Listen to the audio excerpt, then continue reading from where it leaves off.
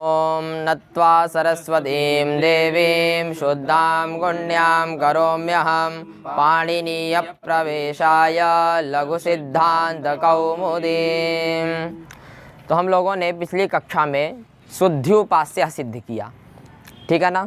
शुद्ध्युपास्य के बाद आपको 2-3 गृह कार्य दिए गए थे, है कि नहीं जी। जैसे कि मध्वरी, तो मध्वरी का संधि विच्छेद क्या होगा?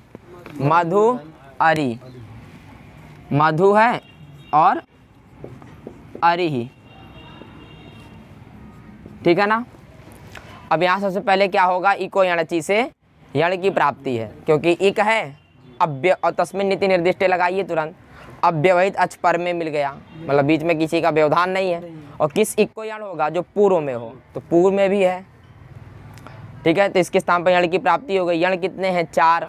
तो कौन सा परिभाषा सूत्र लगा? स्थानेन्तरतमः। जहाँ अनियम हो, जहाँ नियम ना हो, अनियम हो, वहाँ नियम करने के लिए परिभाषा सूत्र आया स्थानेन्तरतमः, ठीक है ना। तो उसने बोला भाई जो सदृशतम होगा, समझे कि नहीं? क्या हो? जो सदृशतम हो वही आदेश करिए। कब? प्रसंगे, जब एक स्थानीय के स्थान पर अनेकों की प्राप्ति हो तो जो सदृशतम हो वही आदेश होगा। तो ई का यहाँ ई नहीं, यहाँ ऊ है, तो ऊ का स्थान क्या है? ओष्ठ। और या वा राला में ओष्ठ कौन है? वकारस्य दंत ओष्ठम, तो ओष्ठ है, तो ऊ के स्थान पर क्या हो जाएगा? वा। तो ये बन गया मा धा वा, ऊ के स्थान पर वा हो गया, और इधर अरि है कि नहीं। तो अब जो है हमने उसके बाद सूत्र लगाया था अनचीचा, लगाया था कि नहीं। तो माँ में आ है, अच, अच के बाद में यर है, बाद में अच ना हो, बाद में अच है नहीं, तो यह कार्य विकल्प से होगा, अर्थात यहाँ यर को द्वित्व हो गया। तो ये बन गया मा धा धा वा, और इधर अरि। फिर देखिए यहाँ झलाम जश झसी की प्राप्ति है, तो झल के स्थान पर जश होता है, झश अगर पर में हो तब। तो ये झल है कि नहीं? झल में 4 3 2 1 सस्सा ये सब आते हैं, तो चौथा वर्ण मिल गया। और यहाँ भी जो है तस्मिन् नीति निर्दिष्टे लगेगा, समझे कि नहीं। ये भी कोई अर्ची की तरह ही सूत्र है, झलाम जश झसी। झलाम यह षष्ठ्यंत है और झसी यह सप्तमी अंत है, और यह कैसी सप्तमी है? औपश्लेषिक सप्तमी है। तो यहाँ भी 2 पद आ जाएगा, निर्दिष्टे पूर्वज। तो झल से अव्यवहित पर झश है, तो पूर्व वाले को कार्य होगा, अर्थात पूर्व वाले को जश आदेश होगा। तो यहाँ भी स्थानेन्तरतमा लगाइए, अनेकों की प्राप्ति है, तो सदृशतम, जो सदृशतम होगा वही आपको आदेश करना है, ठीक है ना। स्थानेन्तरतमा क्या कहता है? जहाँ स्थानीय हो तो वहाँ का कौन सा पद जाता है? अंतरतमः। और इसको कब लगाना है? प्रसंगे सती, एक के स्थानीय के स्थान पर अनेक की प्राप्ति हो तो वहाँ आप अंतरतम अर्थात सदृशतम आदेश करिए। तो यहाँ धा का स्थान क्या है? ऋतुलसानाम तवर्ग में आता है, और जब गणदश में दंत्य कौन है? दा, क्योंकि तवर्ग में वो आता है। तो धा के स्थान पर क्या हो गया? दा हो गया। तो मा दा धा वा और अरि, ठीक है ना। फिर यहाँ मधु पूरा पद था, और पद के अंत में संयोग है, तो सूत्र आ गया संयोगान्तस्य लोपा। कहता अगर पद के अंत में संयोग हो तो पूरे संयोग का लोप हो जाता है। पूरा पद है, अंत में संयोग है, तो जो है दा धा वा इनका लोप प्राप्त हो गया कि नहीं। लेकिन सूत्र आ गया परिभाषा सूत्र अलोन्त्यस्य। यहाँ भी अनियम होने लगा, ये नियम नहीं है, अनियम होने लगा, तो सूत्र आया परिभाषा अलोन्त्यस्य। परिभाषा सूत्र कहाँ लगते हैं? विधि सूत्रों में। तो ये झलाम जस जसी जो है जस आदेश किया विधि है, और संयोगान्तस्य लोपा भी कैसा सूत्र है? विधि है, क्योंकि लोप कार्य कर रहा है, षष्ठ्यंत पद भी है, तो सूत्र आ गया अलोन्त्यस्य। अगर षष्ठी को मानकर कोई कार्य हो रहा है तो वह किसको होगा? अंत्य अल को। तो लोप कार्य हो रहा है, संयोगान्तस्य में षष्ठ्यंत है, और वह कौन सा कार्य कर रहा है? लोप कार्य। तो वह कार्य किसको होगा? अंत्य अल को होगा। तो अल में वह आता है कि नहीं? अल मतलब पूरा स्वर, पूरा वर्ण, है कि नहीं। तो वह, तो इसका क्या होने लगा? लोप प्राप्त होने लगा। लेकिन उसका बाधक एक वार्तिक आ गया। कौन सा वार्तिक है? यणः प्रतिषेधो। अगर यण का लोप हो रहा हो, कैसा यण? संयोगांत यण, यदि संयोग के अंत में यण है और आप उसका क्या कर रहे हैं, लोप कर रहे हैं, तो उसका प्रतिषेध हो जाएगा। और किसी यण का नहीं, संयोगांत लोप में अगर यण है तब तो प्रतिषेध अर्थात निषेध हो गया, तब लोप होगा नहीं होगा। अब आप इसको जोड़ दीजिए तो क्या बन गया, मा द वा जाके आ में मिल गया, वा री। पुस्तक में यही लिखा है, आपके पुस्तक में देखिए यही लिखा है, मध्वरी लिखा है कि नहीं। अब मैंने यहाँ अनचिचा भी लगाया हम लोगों ने, तो वह कैसे कार्य करता है, विकल्प से। तो जब अच से परे यार, यार को विकल्प से द्वित्व होता, अच पर में ना हो तब, तो ये द्वित्व वाली प्रक्रिया थी। जब द्वित्व नहीं होगा तो यहीं संयोगांत लोप प्राप्त हुआ। पहले झलाम झसी प्राप्त है, यहाँ झल है लेकिन झस पर में नहीं है, वाह झस में नहीं आता। झस मतलब चौथा और तीसरा है कि नहीं, तो वाह है तो उसके और पहले आ गया है कि नहीं। तो यहाँ झलाम झसी की प्राप्ति नहीं है, लेकिन संयोगांत से लोपा की प्राप्ति है कि नहीं। लोप प्राप्त हुआ, लोन्त्यस्य ने बोला लास्ट वाले करिए, उसका भी निषेध कर दिया वार्तिक ने, अर्थात यहाँ भी अब कुछ नहीं होगा। जोड़ दीजिए इसी को तो क्या बन गया, मध्वा रिही। ये ऐसे दो प्रयोग आपके बन जाएंगे, ठीक है ना। तो पहला और ये दूसरा, बात समझ गए। अब इसी प्रकार जो है आपका बन जाएगा धात्रंशः। ई का उदाहरण हुआ सुधि उपास्या, ऊ का उदाहरण हुआ मधुवरी। अब ई ऊ के बाद क्या आता है, री, तो री का उदाहरण दिए। अब तीसरा उदाहरण था हमारा धात्री और अंशः, ये था, ठीक है ना। अब यहाँ भी देखिए इक में आता है, अब व्यवहित अच पर में है, अब सब अर्थ लगा के बोल रहे हैं, ठीक है ना। तो इस ई को क्या हो जाए, इक को यण प्राप्त हुआ, ठीक है ना। तो सदृशतम आदेश कर दीजिए। तो री का स्थान क्या है, मूर्धा, और यावाराला में मूर्धा कौन है, ऋतु रसाणाम रा, तो री के स्थान पर क्या आदेश हो जाएगा, रा। तो ये बन गया धा ता रा, तो री तो चला गया, उसके स्थान पर रा आ गया, इधर अंशा, ठीक है ना। अब यहाँ लगाइए अनचिचा। देखिए प्राप्त है क्या, अच हो, अच के बाद में क्या हो, यर हो, तो यर है, और उसके बाद में अच ना हो तो यर को क्या हो जाएगा, द्वित्व हो गया। तो ये हो गया विकल्प से, तो एक बार होगा एक बार नहीं, तो बन गया धा ता रा और अंशा, ठीक है ना। अब यहाँ देखिए झलाम झसी प्राप्त है कि नहीं, झल हो 4 3 2 1, तो पहला ही मिल गया एक, और उसके बाद में क्या हो, अव्यवहित झस हो, झस मतलब चौथा तीसरा, तीसरा ना ही तीसरा ना ही चौथा, अर्थात झलाम झसी नहीं लगेगा, क्योंकि ये झस है ही नहीं। झब है घड़ा जब गड्ढा, इतने वर्ण आते हैं झस में, तो आया नहीं, तो इसलिए यहाँ झलाम झसी भी नहीं लगेगा। उसके बाद देखिए संयोगांत से लोप प्राप्त है क्या, है, क्योंकि इनका संयोग है, ये भी पद है, अंत में संयोग प्राप्त है, तो वो पूरे संयोग का लोप करने लगा। लेकिन अलोन्त्य से परिभाषा ने कहा अंत्य को कार्य करिए, तो रा को, इस रेप को लोप प्राप्त हुआ, उसका भी निषेध कर दिया वार्तिक ने, ठीक है। तो यहाँ भी लोप नहीं होगा। अब जोड़ दीजिए, तो बना धा तारा मिलके त्रा बन जाते हैं, ठीक है। त्रा आधा बना पहले, आ जोड़ दिए, त्रा पूरा हो गया, और ऊपर बिंदु धात्रंशः, क्या बन गया, एक ये बनेगा। और जब अनचिचा नहीं लगेगा, क्योंकि विकल्प से लगता है, तब धातर है यण करने के बाद और अंशा। अब यहाँ अनचिचा जिस पक्ष में नहीं लगेगा, तो वहाँ झलाम जैसी प्राप्ति है नहीं, संयोगांत से लोपा पूरे लोप करेगा तारा का, उसका निषेध करेगा अलोन्त्य से, भैया अंत्य को करिए, फिर वहाँ भी यणा प्रतिषेधो वाच्य लग गया, लोप होगा नहीं। अब इसी को मिलाकर लिख दीजिए, तो क्या बन गया, धात्रंशः।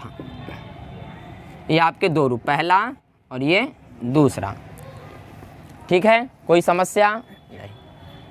अब चौथा था लृधन आकृति, इसको भी समझ लेते हैं। चौथा उदाहरण है लृ और आकृति, ठीक है ना। अब देखिए लृ है, आकृति ही है। अब देखिए इक में 4 वर्ण आते हैं, ई उ री लृ, तो वही लृ मिल गया। और तस्मिन् नीति निर्दिष्ट पूर्व से परिभाषा लगाने के बाद इस लृ के अव्यवहित पर में अच होना चाहिए, है, बीच में किसी व्यवधान नहीं है, तो किसको कार्य होगा, पूर्व को कार्य, अर्थात लृ को कार्य होगा। तो री के स्थान पर यण की प्राप्ति हुई। यण कितने हैं? तो हमने कौन सा परिभाषा सूत्र लगाया? स्थानेंतरतमः। तो सदृशतम कौन है? तो स्थानीय मिलाइए। री का स्थान क्या है? ऋतु लसानाम। तो या वा राला में दंत कौन है? या नहीं है, वा नहीं है, रा है क्या? मूर्धा है। या वा रा और ला ऋतु लसानाम, ला मिल गया। तो अर्थात री के स्थान पर क्या आदेश हो जाएगा? पूरा ला। देखिए अभी तक जो आप कर रहे थे कहीं केवल ई मात्र मिल रहा था, कहीं ऊ मिल रहा था, लेकिन यहाँ पूरा री, यही पूरा स्वर है, ये पूरा स्वर है। इसलिए पूरे स्वर के स्थान पर अर्थात इक में आता है री, तो इस पूरे री के स्थान पर क्या आदेश हो जाएगा? ला आदेश हो जाएगा। बात समझ गए कि नहीं? तो बन गया ला और आकृति। अनाचिचा की प्राप्ति है क्या? अचय नहीं है, पहले प्राप्ति नहीं है, ठीक है। झलाम झसी की प्राप्ति है क्या? झलय नहीं, झल तो है लेकिन बाद में झस नहीं है, नहीं प्राप्त हुआ। संयोगांत से लोपा की प्राप्ति है क्या? संयोग है नहीं, एक वर्ण का कभी संयोग नहीं होता है, वो भी नहीं प्राप्त है। जब वो नहीं प्राप्त है तो अलोन्त्यस्य नहीं आएगा, जब अलोन्त्यस्य नहीं प्राप्त है तो यणा भी लगाने की आवश्यकता नहीं है। तो अब आप इसको डायरेक्ट मिला के लिख दीजिए। तो ला जाके आ में मिला तो ला बड़ा बन गया ला और कृति ही बन गया ला कृति, यहाँ एक ही रूप बनेगा। बात समझ गए? इसमें कोई समस्या? तो हम लोग अब जो है आगे चलते हैं। अब देखिए अभी हम लोगों ने यण संधि पढ़ा, ठीक है ना। इको यणची किसका विधान किया? यण का, इसलिए इसका नाम हो गया यण संधि। अब जो है हम अयादि संधि पढ़ने जा रहे हैं, वहाँ अय इत्यादियों का विधान होगा, ठीक है ना। तो प्रथम सूत्र आया अयादि संधि में एचो यवा यावः, ठीक है ना। एचो यवा यावः, इस सूत्र में दो पद है। पहला पद है एचः, यह षष्ठ्यंत पद है, ठीक है ना। और अयवा यावः, यह जो है प्रथमांत है। और प्रथमांत क्या होता है? आदेश होता है। और षष्ठ्यंत क्या होता है? स्थानीय होता है। तो अर्थ हो गया एच के स्थान पर अय अव आय आव ये आदेश होंगे। बात समझ गए कि नहीं? एच के स्थान पर अय अव आय आव ये आदेश होंगे। बात समझ गए कि नहीं? इतनी बात समझ में आई। अब इसमें जो है इको यणाची से अची की अनुवृत्ति आती है। जैसे हलंत्यम में सूत्रे स्वदृष्टम पदम सूत्रांतरात अनुवर्तनीयम सर्वत्र, बोला ना सर्वत्र, तो वही सर्वत्र है ये। तो यहाँ जो है अची की क्या आएगी? अनुवृत्ति आएगी। तो अर्थ हो गया एचः अयवायावः अची, इको यणची तरह हो गया। जैसे इका षष्ठ्यंत था, यहाँ एचः षष्ठ्यंत है। वहाँ यण प्रथमांत था तो यहाँ अयवायावः प्रथमांत है। वहाँ अची सप्तम्यंत था तो यहाँ भी अची सप्तम्यंत है। और वहाँ इको यणची में अची किस प्रकार की सप्तमी का था? औपश्लेषिक सप्तमी था, तो वही अची आया यहाँ। तो यह भी वही औपश्लेषिकाधिकरण सप्तम्यंत है, ठीक है। और औपश्लेषिकाधिकरण सप्तम्यंत हो और सूत्र में हो तो कौन सा परिभाषा लगता है? तस्मिन् नीति निर्दिष्टे पूर्वस्य। कहेगा यदि औपश्लेषिकाधिकरण सप्तम्यंत पद है किसी सूत्र में तो वहाँ दो पद जाएगा। कौन कौन सा? निर्दिष्टे और पूर्वस्य, ठीक है ना। तो अर्थ हो गया कि कैसा अच पर में हो? अव्यवहित, और किसको कार्य होगा? पूर्व वाले को कार्य होगा। तो यहाँ षष्ठ्यंत पद क्या है? एचः, अर्थात एच के स्थान पर अयादि आदेश होंगे। कब? अव्यवहित अच यदि पर में है तब, ठीक है। तो वही वृत्ति लिख रहे हैं इसकी। एचः क्रमात् अय अव आय आव एते स्युः, कब? अचिहि, अच पर में है तब। बात समझ गए कि नहीं? तो सबसे पहले एच चाहिए। एच मतलब एच प्रत्याहार, ए ओ आई औ। तो इसी एच के स्थान पर आपको क्या आदेश कर देना है? क्या आदेश कर देना है? अयादि। क्या आदेश करना है? अयादि भी चार है, अय औ आय आओ। लेकिन कब होंगे ये आदेश? जब एच से अव्यवहित पर में अच होगा तब। बात समझ गए कि नहीं? तो एचो यवा यावा क्या करेगा? एच के स्थान पर अर्थात ए ओ आई औ, इन चार के स्थान पर क्या आदेश करेगा? अय औ आय आओ आदेश करेगा। कब? अगर अच, कैसा अच? अव्यवहित अच। बात समझ गए कि नहीं? इतनी बात समझ में आई। तो यहाँ देखिए वृत्ति में क्रमाद भी कह रहे हैं, ये क्रम से आदेश होंगे। कैसे आदेश होंगे? क्रम से। अब जैसे एक उदाहरण ले लेते हैं हम लोग, जैसे हमने एक उदाहरण लिया, ठीक है ना, उदाहरण लिया हमने हरे और ए।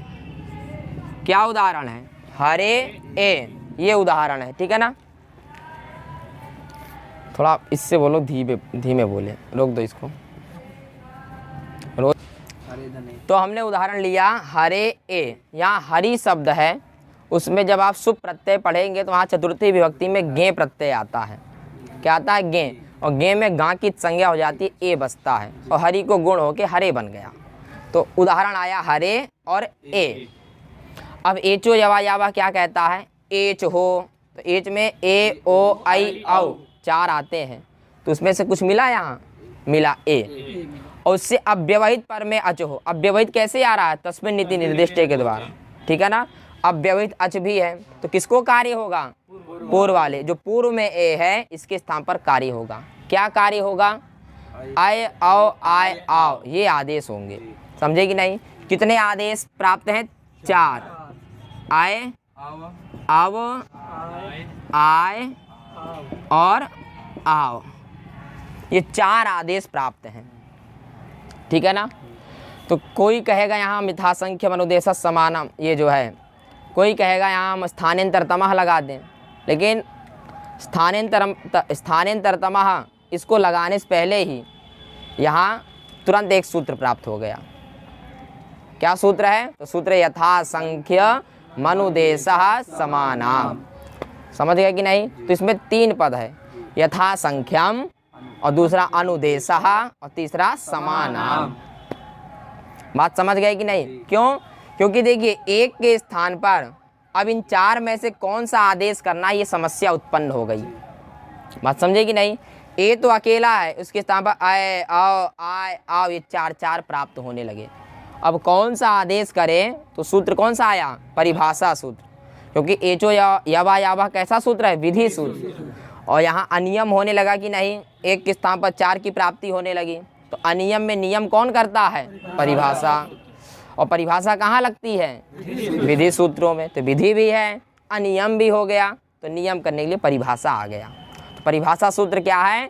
यथा संख्यम अनुदेशः समानाम। समझ गए कि नहीं? समानाम यह जो है, यह षष्ठ्यंत पद है। कैसा पद है? षष्ठ्यंत। और षष्ठी का अर्थ होता है संबंध। षष्ठी का अर्थ क्या होता है? संबंध। समझ गए कि नहीं? तो वही कह रहे हैं सम संबंधी। वृत्ति में क्या बोले? सम, क्योंकि समानाम या षष्ठ्यंत पद है, और षष्ठ्यंत क्या होता है? संबंध होते हैं। समझे कि नहीं? तो वही वृत्ति में बोले कैसा संबंध? सम संबंधी। वहाँ संबंध कैसे आ गया? क्योंकि षष्ठ्यंत प्रयोग है। समझे कि नहीं? और षष्ठ्यंत क्या होता है? संबंधवाचक होता है। समझे कि नहीं? तो वही बोले सम संबंधी। समानाम का अर्थ समझ गए। और फिर कह रहे हैं अनुदेशः। क्या कह रहे हैं? अनुदेशः। अनुदेश का अर्थ होता है विधि। अनुदेशः मतलब विधि। समझ गए कि नहीं? तो सम संबंधी विधि। तो अनुदेशः का ये अर्थ दे दिए विधि। समझ गए कि नहीं? तो कह रहे हैं जहाँ सम संबंधी कोई विधान प्राप्त हो तो कैसे होगा? सूत्र में पहले कह दिए यथा संख्य। क्या कह दिए? यथा संख्य का अर्थ हुआ यथाक्रम। समझे कि नहीं? यथाक्रम से होता है। कब? यदि वह विधि कैसी है? सम संबंधी है। सम का अर्थ होता है तुल्य, समान। यदि वह विधि कैसी विधि है? समान विधि है। स्थानीय भी समान हो और आदेश भी समान हो। यदि ऐसी विधि है तो वह विधि कैसी होती है? यथाक्रम से होती है। यथासंख्य मतलब यथाक्रम, वो यथाक्रम से होगी। सूत्र में जिस क्रम से जो पढ़ा गया है उसी क्रम से वह विधान करते चले जाना है आपको। बात समझ गए कि नहीं? यह सूत्र समझ में आया? तो अब देखिए सूत्र क्या है? ये एचो यवा यावः। इसमें सबसे पहले क्या पढ़ा है? एच। एच में कितने वर्ण आते हैं? 4। पहला क्या है? ए है, और दूसरा क्या है? ओ है, तीसरा क्या है? आई है, और चौथा औ। और आप वृत्ति और जो है उसके बाद जाएंगे जो प्रथमांत पद है, पहला क्या है? आय, दूसरा औ, तीसरा आय, चौथा आओ। यही क्या है, यथासंख्य हो गया। क्यों हुआ ये, क्योंकि सम संबंधी है भाई, स्थानीय भी 4 है और आदेश भी 4 है, यही सम संबंधी, तुल्य हो गए कि नहीं, दोनों समान हो गए, बराबर संख्या वाले हो गए। तो यदि सम संबंधी होगी तो वहाँ विधान कैसे करना है, यथासंख्य करना। यथासंख्य मतलब यथाक्रम, इसलिए एचो यवा यावा में क्रमात् लिख दिए। तो इस परिभाषा को लगाकर वहाँ क्रमात् शब्द आया है। बात समझे कि नहीं जी। तो अब जो है इस एक स्थान पर जब 4 की प्राप्ति हुई तो परिभाषा सूत्र ने क्या कह दिया, यथासंख्य आदेश करिए यदि समानाम है तो है, और यहाँ है स्थिति। तो अब एक स्थान पर किसकी प्राप्ति हो जाएगी, पहले 4 की प्राप्ति थी, अब यथासंख्य करने पर किसकी प्राप्ति हो गई, आय की। बात समझ गए कि नहीं। तो इस एक स्थान पर क्या आदेश हो जाएगा, आय। तो हर ए को आय हो गया और इधर ए, समझ गए कि नहीं। अब इसी को जोड़ देंगे तो क्या बन जाएगा, हारा ये। बात समझ गए कि नहीं। तो भाई यथासंख्य मनुदेश समानाम की वृत्ति लिख रहे हैं, सम संबंधी विधि यथासंख्यम स्यात्, यथासंख्यम स्यात्। समझ गए कि नहीं। जैसे तो उदाहरण दिए, हरे धन ए, इसको हमने बनाया तो हरा ये बन गया कि नहीं, बन गया। और दूसरा उदाहरण क्या है, विष्णु, क्या है विष्णु, और उसके बाद में विष्णु धन ओ, समझे कि नहीं, क्या है विष्णु धन ओ, विष्णु है और ओ है। अब यहाँ भी एचो यवा यावा हमको लगाना है। क्यों, क्योंकि एचो यवा यावा क्या कहता है, एच हो, क्या हो, एच हो। देखो इसको काट ही देना है। दूसरा उदाहरण क्या है, विष्णवे बनाना है, तो है विष्णु और ए, ठीक है ना, विष्णु है और ए है, ठीक। अब यहाँ भी हमको जो है एचो यवा यावा लगाना है। क्यों, क्योंकि एचो यवा यावा कहता है एच हो, और एच से अव्यवहित पर में क्या हो, अच। अव्यवहित पर कैसे आया, तो किसको कार्य होगा, पूर्व को कार्य होगा। अब ओ के स्थान पर इन 4 की प्राप्ति हुई, क्योंकि एचो यवा यावा कहता है एच के स्थान पर, तो ये एच मिल गया कि नहीं। क्या आदेश होता है, आय आओ, आय आओ, ये आदेश होते हैं। लेकिन परिभाषा सूत्र आया यथासंख्य अनुदेशा, यदि सम संबंधी है, अगर बराबर की संख्या है, स्थानीय का जिसके स्थान पर आप आदेश करने जा रहे हैं उसका, और जिसको करने जा रहे हैं, है कि नहीं, जो आदेश है, यदि इनकी संख्या क्या है, बराबर की संख्या है, तो क्या होगा, यथाक्रम होगा। तो एच में दूसरे स्थान पर ओ आता है, तो अयादियों में भी जो दूसरे स्थान का होगा वही आदेश करना है। तो दूसरे स्थान पर क्या है, आओ। तो इस ओ के स्थान पर क्या आदेश हो जाएगा, आओ। ये ओ हट जाएगा और इसके स्थान पर हो जाएगा आओ, विष्णु, और यहाँ आओ, और आगे ए है ही है। अब आप इसको जोड़ देंगे तो क्या बन जाएगा, विष्णवे। कोई समस्या इसमें, कोई समस्या नहीं। अब देखिए तीसरा उदाहरण क्या है, नायकः, ठीक है ना। तो इसकी संधि विच्छेद क्या है, नई और अकः, ठीक है ना। अब एचो यवा यावा यहाँ भी लगाइए, एच में आता है आई, तो इसके स्थान पर क्या प्राप्त है, अयादि प्राप्त है। अव्यवहित अच पर में भी है, पूर्व वाले कार्य भी करना है। यथासंख्य लगाने के बाद तो तीसरे नंबर पे आई आता है, तो अयादियों में भी तीसरा ही आदेश होगा। तीसरा कौन है, आय है। तो आई के स्थान पर क्या आदेश हो जाएगा, आय। तो ना, आय और इधर अकः जोड़ दिए तो नायकः बन गया। बन गया कि नहीं, कोई समस्या नहीं। और चौथा चलिए फिर, अब चौथा उदाहरण क्या है, पावकः। तो इसका संधि विच्छेद क्या है, पौ और अकः, ठीक है ना। अब यहाँ भी देखिए औ एच में आता है कि नहीं, अंतिम वर्ण है, ए ओ आई औ आ गया। तो अब इसके स्थान पर भी अयादि 4 प्राप्त हो गए, क्योंकि अव्यवहित अच पर में है। तो यथासंख्य लगाया तो औ कौन से नंबर का है, चौथे नंबर का। तो अयादियों में कौन से नंबर का आएगा, चौथा कौन है, आओ। औ के स्थान पर क्या हो जाएगा, आओ। तो बन गया पा आओ, और इधर अकः, जोड़ दिए तो क्या बन गया, पावकः। समझे कि नहीं, क्या बन गया, पावकः। कोई समस्या इसमें, कोई समस्या नहीं, ठीक है ना। तो ये बन जाएंगे हरये, विष्णवे, नायकः और पावकः। कोई समस्या नहीं है। तो बस आज के लिए इतना ही।